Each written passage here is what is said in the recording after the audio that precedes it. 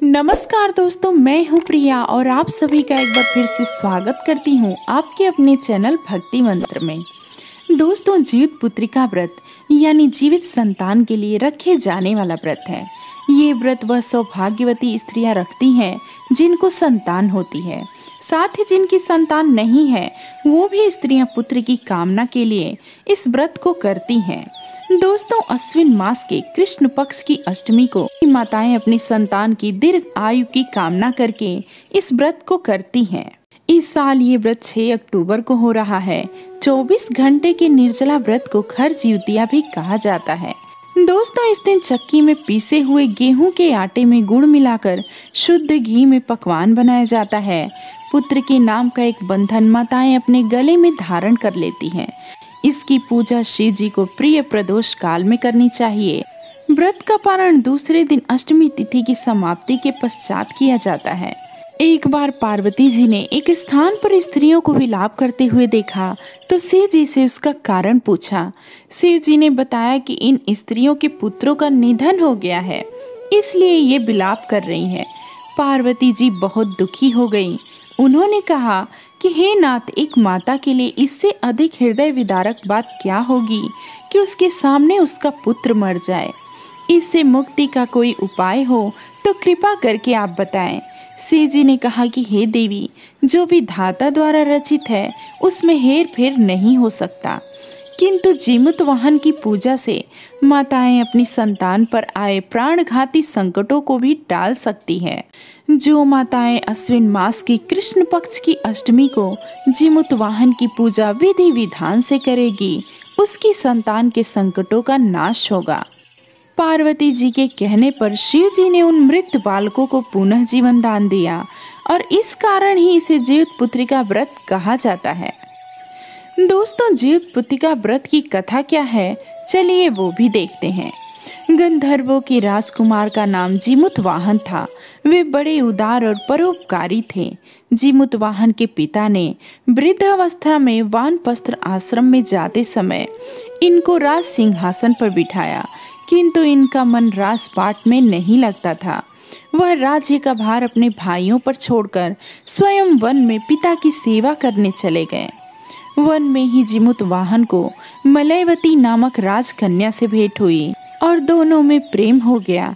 एक दिन जब वन में भ्रमण करते हुए जीमूत वाहन काफी आगे चले गए, तब उन्हें एक वृद्धा विलाप करती हुई दिखी। पूछने पर वृद्धा ने रोते हुए बताया, मैं नाग वंश की स्त्री हूँ, मुझे एक ही पुत्र है। पक्षीराज गरुड़ के कोप से मुक्ति दिलाने के लिए नागों ने यह व्यवस्था की है। वे गरुड़ को प्रतिदिन भक्षण हेतु एक युवा नाग सौंपते हैं। आज मेरे पुत्र शंखचूर्ण की बलि का दिन है। आज मेरे पुत्र के जीवन पर संकट है और थोड़ी देर बाद ही मैं पुत्र विहीन हो जाऊंगी। एक स्त्री के लिए इससे बड़ा दुख क्या होगा कि उसके जीते जी उसका पुत्र न रहे। जीमूत वाहन को ये सुनकर बड़ा दुख हुआ। उन्होंने उस वृद्धा को आश्वस्त करते हुए कहा, डरो मत, मैं तुम्हारे पुत्र के प्राणों की रक्षा करूंगा।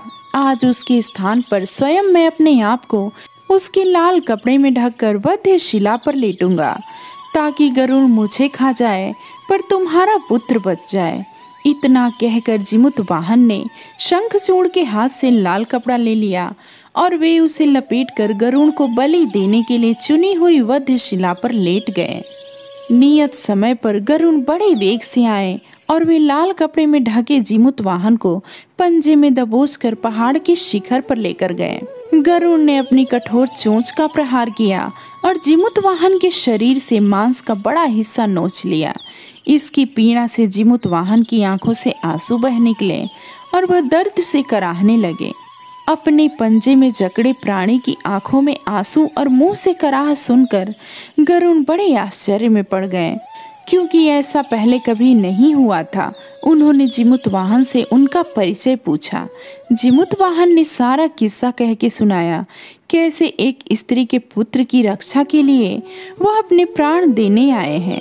आप मुझे खाकर भूख शांत करें। गरुड़ उनकी बहादुरी और दूसरे की प्राण रक्षा के लिए स्वयं का बलिदान देने की हिम्मत से बहुत प्रभावित हुए। उन्हें स्वयं पर पछतावा भी होने लगा। वह सोचने लगे कि एक यह मनुष्य है जो दूसरे के पुत्र की रक्षा के लिए स्वयं की बलि दे रहा है, और एक मैं हूँ जो देवों के संरक्षण में हूँ किंतु दूसरों की संतान की बलि ले रहा हूँ। उन्होंने जीमूतवाहन को मुक्त कर दिया। गरुड़ ने कहा कि हे उत्तम मनुष्य, मैं तुम्हारी भावना और त्याग से बहुत प्रसन्न हूँ। मैंने तुम्हारे शरीर पर जो घाव किए हैं उसे ठीक कर देता हूँ। तुम अपनी प्रसन्नता के लिए मुझसे कोई वरदान मांग लो। राजा जीमूतवाहन ने कहा कि हे पक्षीराज, आप तो सर्वसमर्थ हैं। यदि आप प्रसन्न हैं और वरदान देना चाहते हैं तो आप सर्पों को अपना आहार बनाना छोड़ दें। आपने अब तक जितने भी प्राण लिए हैं उन्हें जीवन प्रदान करें। गरुड़ ने सबको जीवन दान दे दिया और नागों की बलि न लेने का वरदान भी दिया। इस प्रकार जीमूतवाहन के साहस से नाग जाति की रक्षा हुई। गरुड़ ने कहा, तुम्हारी जैसी इच्छा है वैसा ही होगा। हे राजा, जो स्त्री तुम्हारे इस बलिदान की कथा सुनेगी और विधि पूर्वक व्रत का पालन करेगी, उसकी संतान मृत्यु के मुख से भी निकल के आएगी। दोस्तों, तब से ही पुत्र की रक्षा हेतु जीमूतवाहन की पूजा की प्रथा शुरू हुई। ये कथा कैलाश पर्वत पर भगवान शंकर ने माता पार्वती को सुनाई थी। जीवित पुत्रिका के दिन भगवान श्री गणेश, माता पार्वती और शिव जी की पूजा एवं ध्यान के बाद ये कथा अवश्य सुननी चाहिए। तो दोस्तों, मैं उम्मीद करूंगी आज की ये कथा आपको जरूर पसंद आई होगी। आप अपने विचार कमेंट में जरूर बताएं। दोस्तों, अगर आप मेरे चैनल पे नए हैं तो वीडियो को लाइक करें, शेयर करें। साथ ही अगर कोई सुझाव हो तो कमेंट करके वो भी बताएं। दोस्तों, मिलते हैं कुछ और नई जानकारी के साथ। तब तक के लिए राधे राधे।